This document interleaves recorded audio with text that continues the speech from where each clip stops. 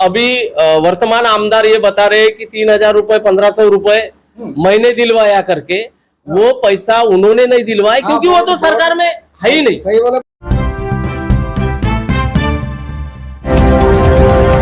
दोस्तों नमस्कार, ग्रामीण क्षमता न्यूज चैनल में आप सभी का स्वागत है और मैं हूं आपके साथ दीपक पुथेकर। सिंधे गुट वाली शिवसेना की यहाँ पदाधिकारियों की मीटिंग चालू थी, तो एकाएक हम यहाँ पहुंच जाते हैं और यहाँ कुछ बैठे लोग हैं, इनसे हमारे रहेंगे कुछ सवाल। क्या होगा इस विधानसभा में, क्या मचा हुआ है बवाल, इस पर हमारी होगी चर्चा और उस चर्चा में देखेंगे कि इनका भी क्या मूड है, क्या चुनाव लड़ना चाहते या किसी को लड़ाना चाहते। मैं सबसे पहले सर का परिचय जानना चाहूंगा। सर क्या नाम है आपका? मैं रविंद्र तावाड़े, पूर्व सरपंच बिरसी एयरपोर्ट गोंदिया से हूँ। बिल्कुल। तो अभी आप शिवसेना में हैं? हाँ, अभी शिवसेना में हूँ मैं, सिंधे गठ में, क्योंकि बहुत अच्छे कार्य हैं इनके। अभी जो लाडली बहना का जो निकाला कि हर महिला को 1,500 रुपए मंथली, तो उसमें कैसा होता था कि पुरुष के पास जो पैसा रहता था जो भी, वो महिला के हाथ में नहीं है, और महिला बेचारी एक अपने घर के किराने के लिए इधर उधर देखती थी।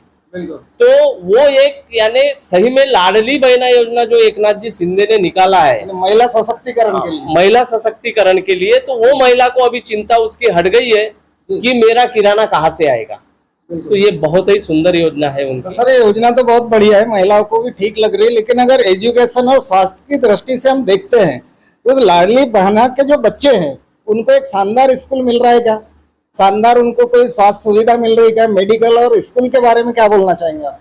ये तो इसके तरफ ध्यान देना जरूरी है, क्योंकि प्रथम स्वास्थ्य और शिक्षा ये दो विषय ऐसे हैं, और रोड रास्ते तो चालू है जिधर उधर, लेकिन शिक्षा के ऊपर विशेष ध्यान सिंधे सरकार ने देना चाहिए, क्योंकि हर गांव की स्कूल बंद होने के कगार पे है और प्राइवेट स्कूलों को ज्यादा प्राधान्य दे रहे हैं। जबकि आज तक के जितने भी कलेक्टर बने हैं, मेरे ख्याल से उनमें से 90-95% जो जिला परिषद स्कूल से बने हैं।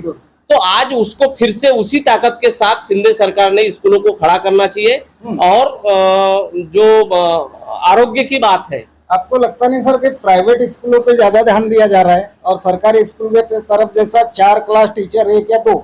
हाँ, तो ये चीजों को दूर करके सरकारी स्कूलों के तरफ ध्यान देना, सिंधे जी से यही विनती है कि वो इस ओर ध्यान दे। संजय गायकवाड़ जी के बोल बिगड़ जाते हैं, इनाम रखते 11 लाख का, जो राहुल गांधी की जिबली काट के लाएगा उसको 11 लाख रुपए इनाम देंगे। तो क्या आप सहमत है उनके भाषण से? नहीं, इससे सहमत। भाषण सुने हो सर? सुना हूँ, लेकिन इससे सहमत नहीं हूँ।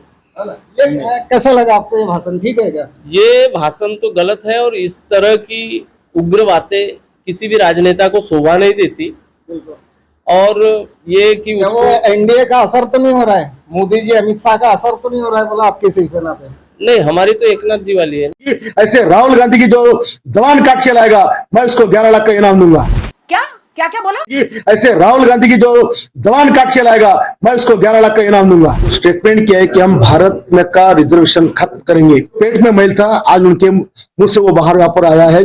ये राहुल गांधी ने जो रिजर्वेशन खत्म करने की बात की है, हमारे मागास वर्गीय की, हमारे ओबीसी की, हमारे पिछड़े जाति की। हमारे चैनल भी ऐसे, चाहे कोई भी पार्टी का हो, ऐसे शब्द उपयोग करने वाले की हम भी कड़ी निंदा करते हैं, चाहे वो किसी भी पक्ष से हो, क्योंकि जो क्षेत्र का नेता होता है जनता का सेवक होता है। तो इस बार भाव क्या आपकी तैयारी है गोंदिया विधानसभा में चुनाव? तैयारी दमखम के साथ शिवसेना सिंधे गठ उतरने की कर चुका है। धनुष बाण तो निशान है, धनुष बाण निशान है ही, जनता भूल ही नहीं सकती, क्योंकि 95 से 2005 तक धनुष बाण के ही सहारे यानी गोंदिया विधानसभा का विकास हुआ है। शिवसेना बोले ना धनुष बाण आ गया। तो मसाल का क्या होगा फिर? अब मसाल के बारे में हम नहीं कह सकते। रमेश भाव की तैयारी बोल रहे, अब सुने तो है हम हिंदुत्व को। रमेश भाव भी दूजे नहीं ना, सब एक ही परिवार से निकले, 2 बच्चे हैं, है ना? अब कैसा है, भाई अलग हो गए हैं। बिल्कुल। लेकिन बड़ा होने पर तो होता है सर, सब भाइयों का घर अलग अलग बनता है, ये तो लागू है। वो अपनी तैयारी कर रहे हैं। बाकी एकनाथ जी की पार्टी से मुकेश भाऊ शिवहरे दमखम के साथ लड़ेंगे, और पूरे कार्यकर्ता यही चाहते हैं कि हमारे पक्ष का आमदार गोंदिया विधानसभा में आना चाहिए, क्योंकि हम दावेदार है। बीजेपी ने अभी तक एक भी सीट यहाँ जीती नहीं है। इस बार भी मुश्किल है। इस बार भी मुश्किल है, इसलिए फिर राष्ट्रवादी सर घड़ी, अब घड़ी का ऐसा है। इनमें से कोई एक लड़ेगा सर आपका। हाँ एक तो मुकेश सिंह जी हो गए, फिर इधर से राजेंद्र जी जैन का नाम चल रहा है। हाँ भाजपा से कोई भावना है ना, भावना कदम का नाम चलाए थे थोड़ा कुछ लोगों ने। थोड़ा सा दमखम वाला आदमी हो, लोगों को चॉकलेट देने वाला नहीं हो। तो राजू जैन भी तो ताकतवर आदमी है ना। ताकतवर है, प्रफुल्ल पटेल भी तो डबल ताकत है, लेकिन ताकत के जैसा कुछ नहीं है ना जी। पुराने हो गए हो। पुराने हो गए ना, यानी जनता नया चेहरा नया चाहती है। चेहरा देखती है और बिल्कुल उमंग भरी। इसके साथ मुकेश जी हमारा छोटा नेता है, ऐसा आमदार नहीं तो और कैसा होना चाहिए। बिल्कुल। अब ये आ गई बड़ी बड़ी जनसामान्य। मुद्दा वाली बात सर, तो थोड़ा सा रुकूंगा आपको। विनोद अग्रवाल जी 5 साल में ताकतवर बन गए बोलते हैं, जन से, बल से, धन से, सबसे, तो कैसे टक्कर दे पाएंगे? देखो, जनता सब जानती है, हम्म, हर खेल पैसे का नहीं होता। हम्म, पिछले बार मेरा क्या कसूर चल गया? हम्म, पिछले बार कुछ लोगों के पास इलेक्शन लड़ने के लिए पैसे नहीं थे, बरोबर। अभी 1000 करोड़ की बात हो रही है, हो, जनता जानती है। बिल्कुल। तो बस अब गाँव इनने नारियल फोड़े, उद्घाटन कहीं काम हुआ, कहीं घर छोड़, कहीं रोड, गड्ढे, नाली, वो पुलिया नहीं बना। भैया मैं एक चीज तो बताना चाहूंगा कि कामठा से रावणवाड़ी का डामरीकरण हो रहा था, मेरे बिरसी से लेकर खातिया ललित तावाड़े के घर तक का रोड गायब हो गया, उसको सुधारा नहीं गया, उसके ऊपर डामरीकरण का सिलकोट नहीं किया गया, तो वो क्या हुआ क्या नहीं ये समझ के बाहर है हमारे। इनके ठेकेदार कौन रहते हैं सर?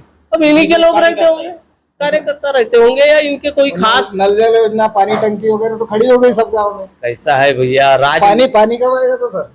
पानी अब देखो कब आएगा, चुनाव के बाद। जैसे बोलते हैं कि भगवान करेगा तब सब कुछ होगा, तो वैसे ही आमदार जी करेंगे। ये भी है, सही बात। गोंदिया का वो पुल वाला विषय है, हमको साला चक्कर लगा के हम दिमाग हमारा कहीं और रहता है, वो साला वो जाते रहते उधर, हमको जाना रहता है गणेश नगर, हम घुस जाते हैं सिविल लाइन, समझ में नहीं आता।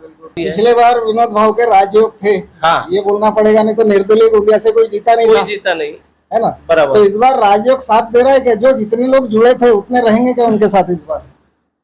इस बार तो कमी महसूस हो रही है, क्योंकि हम भी घूमते हैं तो हमको भी पता चलता है कि कहाँ कहाँ पहले लहर थी मेरा क्या कसूर वाली। बराबर। अब देखो कहीं ना कहीं छवि कमजोर पड़ती दया आ है। गई थी, सिंपैथी। हाँ, सिंपैथी थी। बिल्कुल।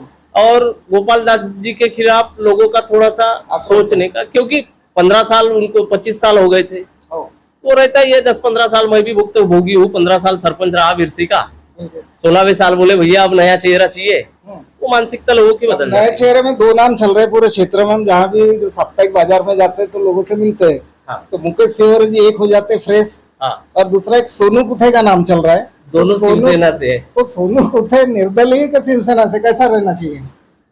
अभी इस बात की हम पुष्टि नहीं कर एक सकते। अंदाज अपने गांव की चर्चा कर रहे हैं हम लोग। गांव की चर्चा, उनके कार्यकर्ता बोलते हैं कि सोनू भाऊ को टिकट मिलेगी, गोपाल दास जी को एमएलसी जाएगी, फिर रमेश भाव को भी मिलेगी बोलते हैं।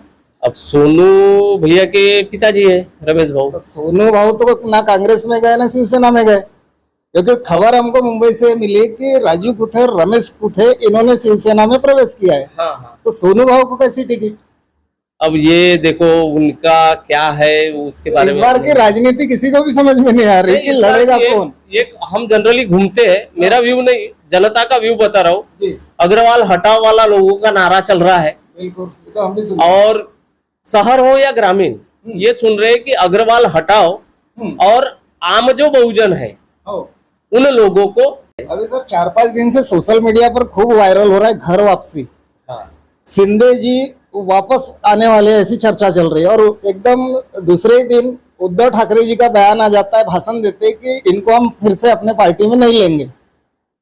ठीक है, इधर फिर वो नाराजगी दिखा रहे अजीत पवार जी। तो क्या ऐसा तो नहीं हो सकता कि चुनाव के करीब करीब पता चले आ गए वापस?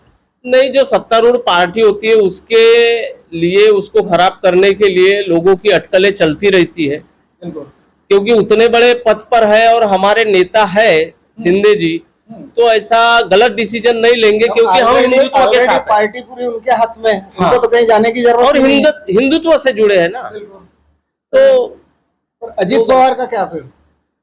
अजीत जी का हम नहीं बता सकते, क्योंकि